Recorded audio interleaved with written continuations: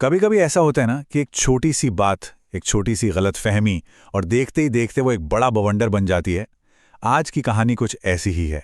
ये कहानी है एक छोटे से लड़के की, जिसकी मासूमियत से शुरू होती है और एक बहुत ही गहरे अनजाने डर पर जाके खत्म होती है।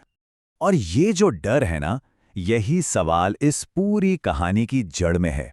हम देखेंगे कि कैसे डर हमारी सोच पर, हमारी हकीकत पर हावी हो जाता है। मतलब वो हमारी आंखों पर ऐसी पट्टी बांध देता है कि हम सच को देख ही नहीं पाते, और जो असल में है ही नहीं उसे सच मान बैठते हैं। तो चलिए कहानी के पहले हिस्से में चलते हैं।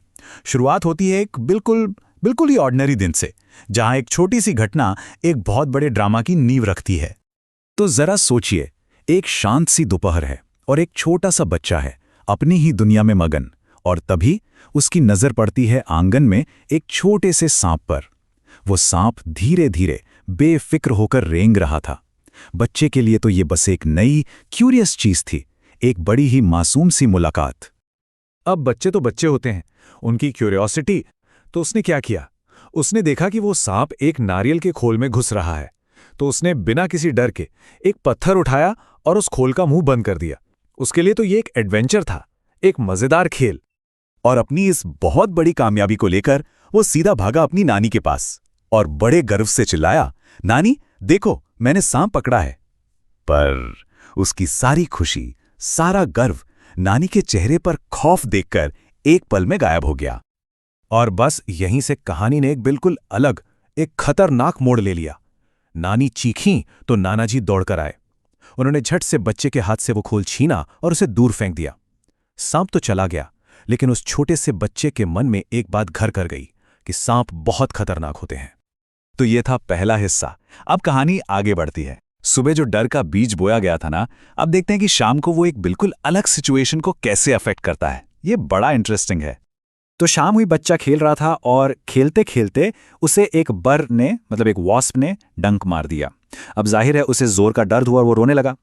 वैसे तो ये एक आम बात है, पर इसकी टाइमिंग बहुत गलत थी। और बस यहीं पर सुबह का वो डर हावी हो गया।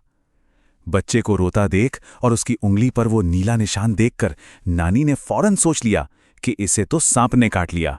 नानाजी ने भी यही माना और घबराहट में उन्होंने बच्चे को उठाया और बस भागने लगे। आप सोच सकते हैं वो माहौल कैसा होगा।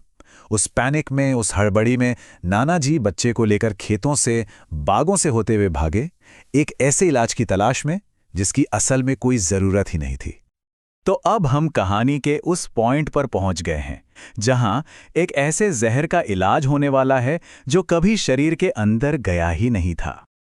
उसे बस एक ही शब्द सुनने को मिल रहा था, चुप। जब भी वो बेचारा कुछ कहने की कोशिश करता, उसे डांट कर चुप करा दिया जाता। और विडंबना देखिए, सच तो उस बच्चे की जुबान पर था, पर कोई सुनने को ही तैयार नहीं था। वो चीख चीख कर कहना चाहता था कि अरे मुझे बर ने काटा है, सांप ने नहीं। लेकिन डर ने, उस खौफ ने मानो सबके कान बंद कर दिए थे। तो चलिए अब जरा देखते हैं कि हकीकत और वहम के बीच कितनी बड़ी खाई थी। असल में हुआ क्या था और लोगों ने मान क्या लिया था। तो देखिए, सबने क्या सोचा कि एक जहरीले सांप ने काटा है, पर असल में क्या हुआ था, बस एक बर का डंक था।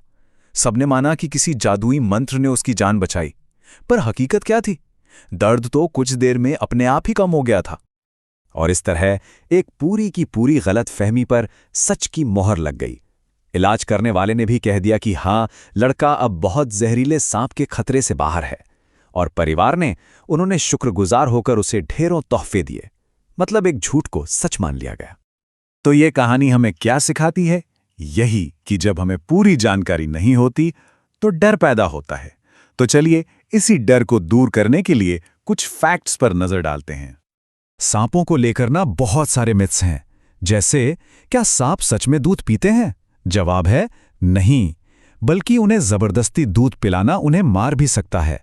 और वो जो सपेरे के बीन पर नाचते हैं, असल में सांपों के बाहरी कान तो होते ही नहीं हैं। वो बीन की धुन पर नहीं, बल्कि सपेरे की हरकतों से डरकर रिएक्ट करते हैं। और कुछ इंटरेस्टिंग फैक्ट्स। सांप अपनी नाक से नहीं बल्कि अपनी जीभ से सूंघते हैं। और हाँ, भारत में करीब 50 तरह के सांप जहरीले होते हैं, पर उनमें से सिर्फ 4 ही ऐसे हैं जिनसे इंसानों को सच में गंभीर खतरा है। तो पॉइंट यह है कि सही जानकारी ही डर का सबसे बड़ा इलाज है। और आखिर में बस एक सवाल सोचने के लिए, अगर कोई उस लड़के की जगह होता तो क्या करता? ऐसी सिचुएशन में जहां आपकी सच्चाई सुनने के लिए कोई तैयार ही ना हो, क्या किया जा सकता है? ये एक ऐसा सवाल है जो वाकई सोचने पर मजबूर करता है।